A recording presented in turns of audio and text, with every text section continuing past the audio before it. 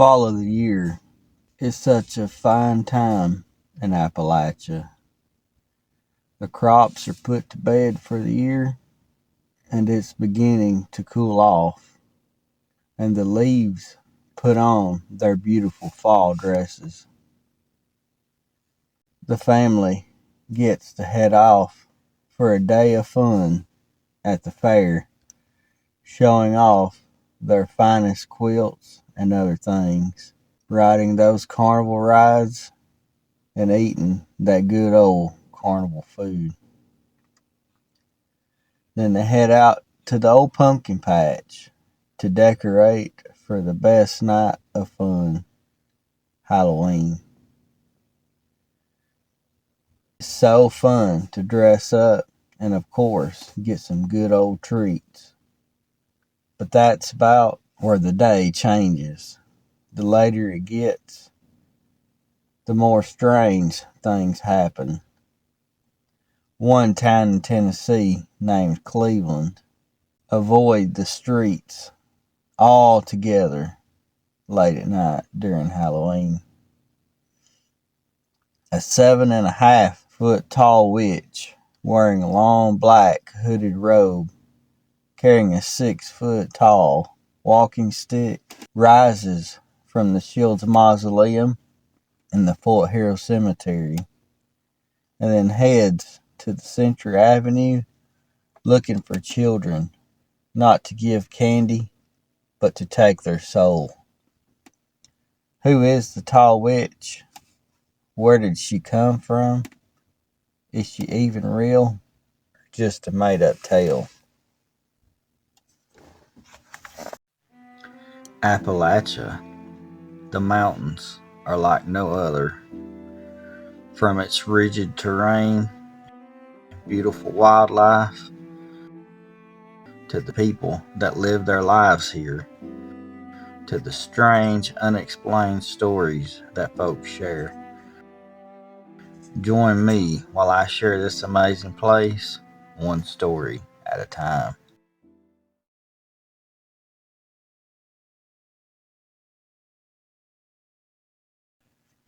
The evil woman's name is Betsy. She is 7'6.5" tall, and she used to walk the streets of Cleveland way back in the 1920s. Local doctor William H. Schultz encountered her around 10 o'clock one evening as he passed the old Confederate monument. Schultz himself was a tall man, but the woman towered over him even more. She was walking past him, stepped off the curb, went around him, and continued on.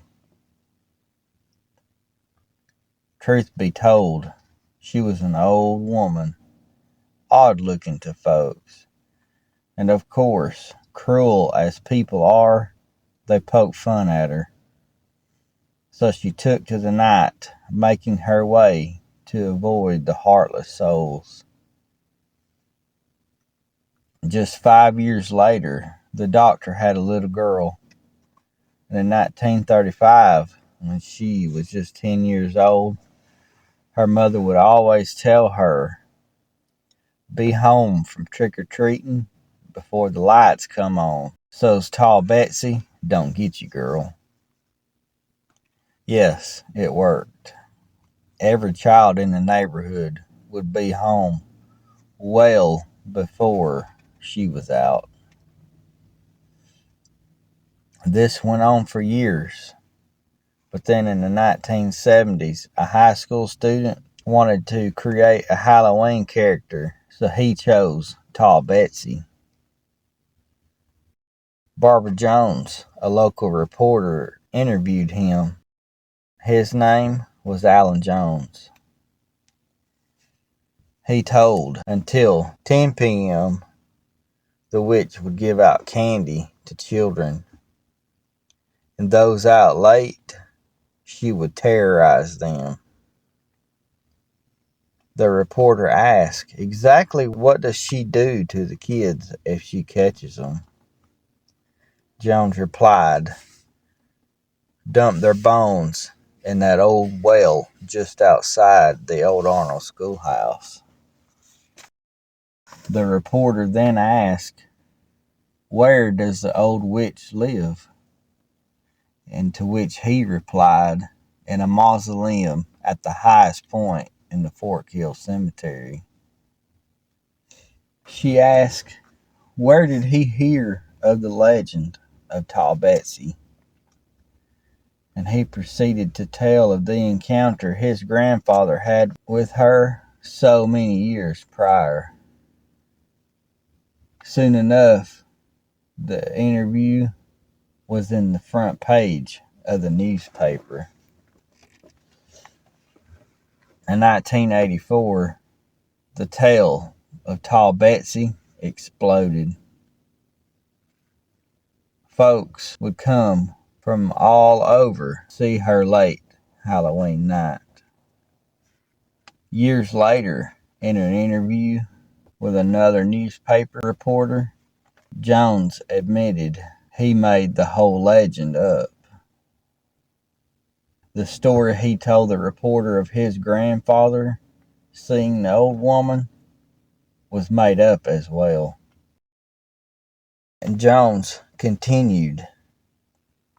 He went into the woods to cut 2 trees 3 inches around and made them into a set of stilts. Then he snuck some old sheets from his mother's home and dyed them black. And he made the hooded robe from them.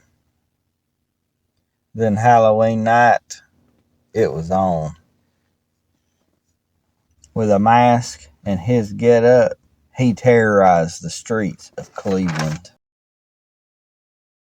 Jones would hand out candy at his home dressed in the outfit.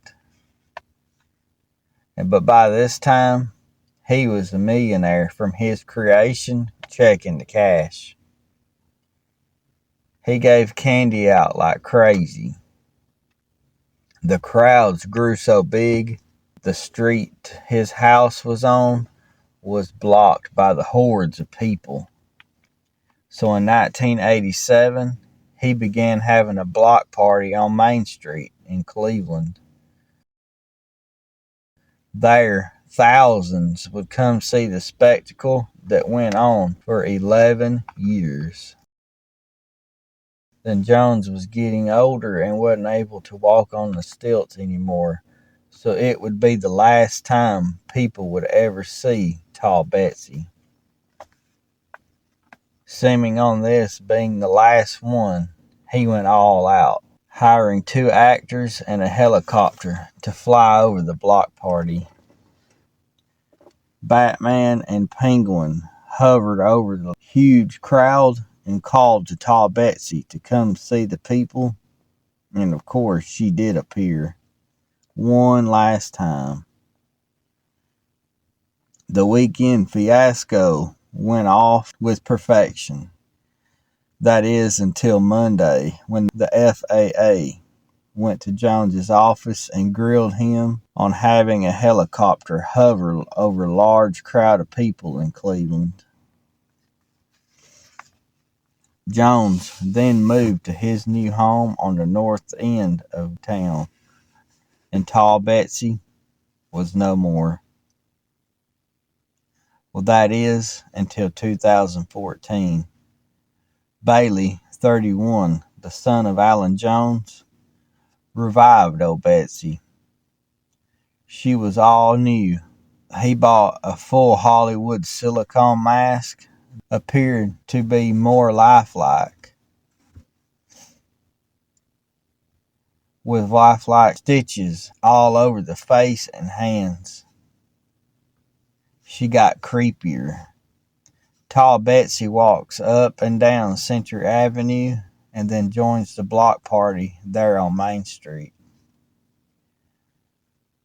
Jones plans on keeping TallBetsy alive until he can't. Hopefully, he will have a child that will continue the tradition for years to come. One must ask, Was the tale of Betsy a creation of Alan Jones way back in the 70s? Or was there some truth to her? If she was real, who was she? A misunderstood old lady who wandered the night? I guess the real story you will have to choose for yourself.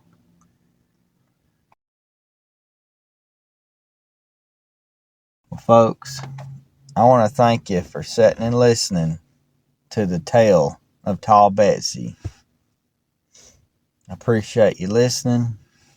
I love you to pieces, and I'll see you next time.